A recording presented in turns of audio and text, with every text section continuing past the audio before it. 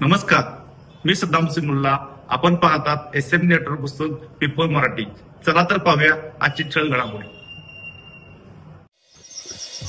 इचलकरंजीत मिरवणुकीदरम्यान हिंसाचार, हद्दपार गुन्हेगाराचा तरुणावर प्राणघातक हल्ला, शहरात खळबळ.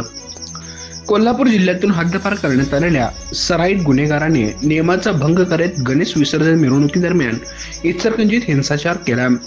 गाडी न दिल्याच्या कारणावरून निखिल नितीन घाडगे वय 25 राहणार साईनाथ नगर भोनेमाळ या तरुणावर लोखंडी पाईपने प्राणघातक हल्ला करण्यात आला.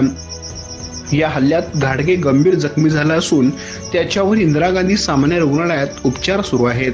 ही धक्कादायक घटना रविवार दिनांक 7 सप्टेंबर रोजी 9च्या सुमारास कामगार चाळ परिसरात घडली.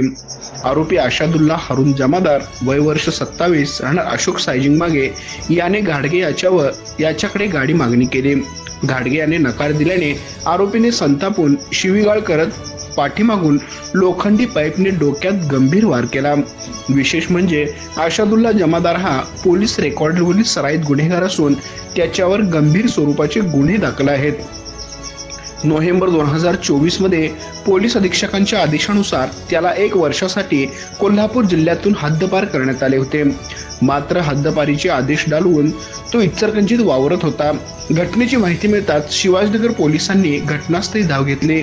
त्याने पंचनामा करून फॉरेन्सिक पथकाला पाचारण केले. या प्रकरणी जमादार याच्यावर शिवाजीनगर पोलीस ठाण्यात गुन्हा दाखल करण्यात आला असून पुढील तपास सुरू आहे. आमच्या प्रतिनिधीसह पाहत राहा.